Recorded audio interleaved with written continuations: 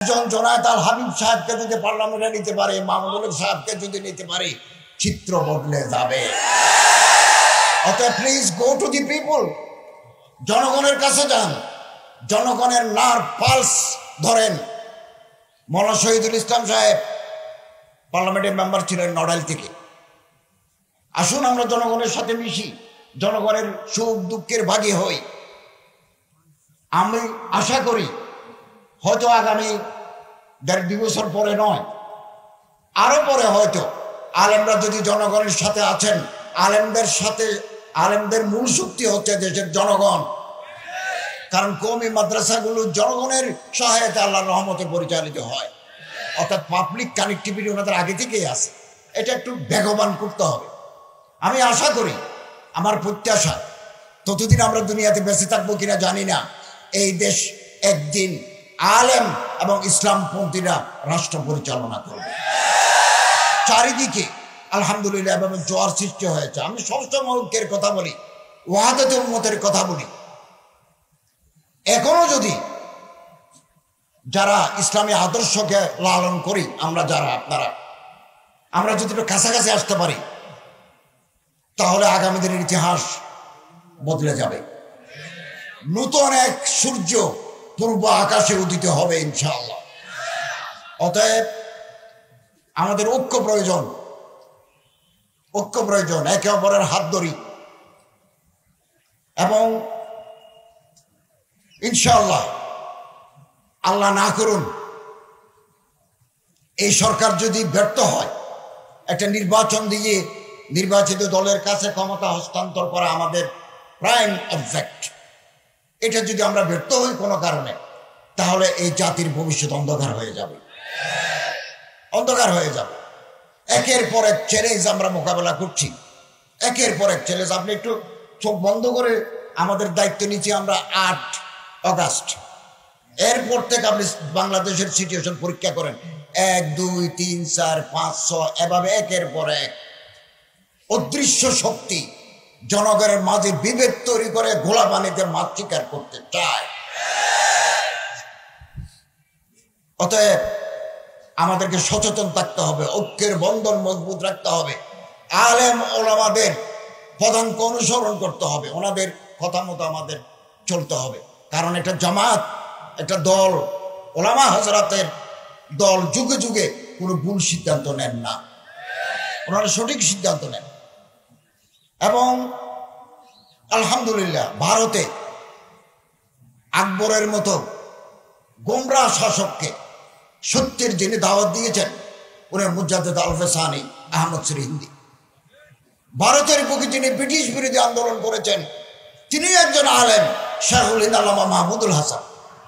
তুরস্কে যিনি আন্দোলন করেছেন, আজ এরদোগান প্রেসিডেন্ট, আমাদের চিফ অ্যাডভাইজারের সাথে, চিফ অ্যাডভাইজার কালকে আল আজহার ইউনিভার্সিটিতে বক্তৃতা করবেন এবং রজব তাইয়িব এরদোগানের সাথে দ্বিপাক্ষিক আলোচনা করবেন। এই যে মাহৌল, ইসলামী মাহৌল তুরস্কে পয়দা হয়েছে, এটা শেখ মাহমুদ আফিন্দি, ওনাকে বলা হয় শেখুল হিন্দ তুরস্ক, আলেম। এই একজন আলেম মারা যাওয়ার পরে তুরস্কের প্রেসিডেন্ট লাশকান্দি নিয়েছে। রাশিয়ায় সমাজতান্ত্রিক বিপ্লবের পরে যারা আবার তিরমিজ, সিস্তান, বোহারা, সামারকান্দ, তারপরে এই সমস্ত এলাকায় আবার যে মাদ্রাসাগুলো চালু করে ইসলামী মাহৌল পয়দা করলেন, সেটার পিছনে আছে ওলামা। আমার এই দেশে বগুড়া একটা নদী আছে, করতোয়া নদীর পূর্ব পারে লাশের খবর, করতোয়া নদীর ওই পারে মাথার খবর। মৌলানা আব্দুল মান্নান তালিব সাহেব রহমতুল্লাহ আলাইহি বাংলাদেশের ইতিহাস কিতাবে লিখেছেন, সন্ত্রাসীরা এসে এই দাঈ ইলাল্লাহকে জবাই করে মাথা নিয়ে গেছে। মুসলমান আবার দৌড়ে এসে ওনার লাশটা দাফন করলেন, মাথা নেই, মাথা আছে করতোয়া নদীর ওই পারে। এইরকম ওলামায়ে কেরাম যুগে যুগে শ্রম দিয়েছেন, মেহনত করেছেন, রক্ত দিয়েছেন। পৃথিবীর কোনো রক্ত বৃথা যায় নাই, যাবেও না ইনশাআল্লাহ। অতএব আসুন আমরা ওলামা হযরতদের হযরত উলামায়ে কেরাম, মাশায়েখে আযম, আইম্মায়ে মাসাজিদ যারা সারাটি জীবন দ্বীনের জন্য মেহনত করে গেছেন, এক একটা মাদ্রাসা করেছেন রক্ত পানি করে। আমি নিজেও মাদ্রাসার ছাত্র, মাদ্রাসার ওস্তাদ ছিলাম, এখানে আজ বিশ্ববিদ্যালয়ের প্রফেসর ছিলাম। এখানে দায়িত্ব নেওয়ার আগে আমার এগুলো জানা আছে। আমার বাবাও মুতামিম ছিলেন এক মাদ্রাসা, আমার আত্মীয় স্বজনও মাদ্রাসার সাথে যুক্ত। আমার তো এগুলো পরবর্দা।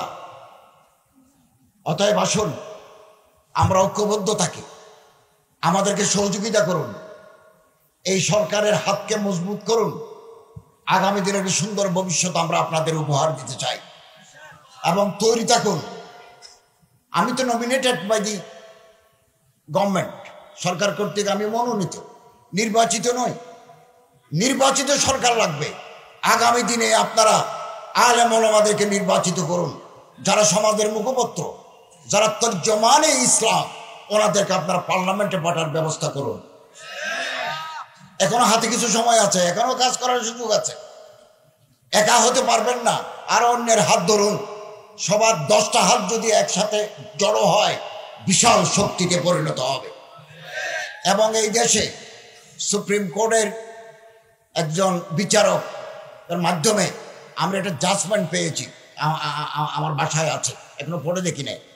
উনি একটা ঐতিহাসিক রায় দিয়েছেন এদিন, কয়দিন আগে, যে এই দেশে আল্লাহ রসুলের বিরুদ্ধে যদি কেউ কোনো ধরনের অবমাননার সূচক বক্তব্য রাখে, ইঙ্গিতে ইশারায় প্রত্যক্ষভাবে তাকে কঠোর সাজা দিতে হবে। এরকম একটা অবজারভেশন উনি দিয়েছেন। আমার কাছে পুরো রায়ের কপি আসছে। তো আলহামদুলিল্লাহ পরিবেশ উন্নত হচ্ছে, ইসলামিক মাহৌল পয়দা হচ্ছে। এগুলো আলেমদের দান। আমরা অন্যান্য যারা ইংরেজি শিক্ষিত মানুষরা আছেন, ব্যারিস্টার আছেন, প্রফেসর আছেন, উকিল আছেন, সরকারি কর্মকর্তা আছেন, পুলিশ আছেন, র্যাব আছেন, ল এনফোর্সিং এজেন্সি, আমরা তাদের প্রতি সম্মান দেখাচ্ছি। তারা আমাদের বাপ, তারা আমাদের ভাই। এমন মানুষ আপনি পাবেন সরকারি ইউনিফর্মরত অবস্থায় তসবিহ গোনে, এরকম অফিসারও আমাদের ভিতরে আছে। ট্রাফিক পুলিশ ট্রাফিক সিগন্যাল পরিচালনা করছেন, হাতের এক পাশে তসবিহ আছে, এরকম নেককার মানুষও সব জায়গায় আছে। এর পিছনেও আলেমদের অবদান আছে। আমাদের মাথায় যে টুপি, আমাদের মুখে যে দাড়ি, আজান দিলে মসজিদ পড়তে হয়, এগুলো আলেমদের অবদান, ওলামাদের অবদান। ওলামারা আমাদের মাথার তাজ, ওনাদের প্রতি যাতে কোনো অসম্মান না হয়, ওনাদের মেহনতকে আমরা দোয়া করি আল্লাহ তাআলা কবুল করুন, আমিন। এবং আগামী দিনে একটা সুন্দর বৈষম্যহীন রাষ্ট্র যাতে আমরা গঠন করতে পারি, এবং রাসূল করিম সাল্লাল্লাহু আলাইহি ওয়াসাল্লামের সিরতের আদর্শে যাতে আমাদের রাষ্ট্র গঠিত হয়, এই স্বপ্ন আমরা বুকে লালন করছি। আমাদের এটা পর্যায়, একটা মারহালা, আমরা একটা পর্যায়ে আছি, আরো পর্যায়ে আসবে, আরো ফেজেস উইল কাম। আল্লাহ তাআলা আমাদের সবাইকে দ্বীনের খেদমত ব্যাপকভাবে করার তৌফিক আল্লাহ তাআলা আমাদের দান করুন, আমিন। এবং হযরত উলামায়ে কেরাম যারা আছেন, তাদের খেদমতকে আল্লাহ তাআলা দিন দুগ্নি রাত চুগনি তরক্কি দান করুন, আমিন। ওয়া আখিরু দাওয়ানা আলহামদুলিল্লাহি রাব্বিল আলামিন।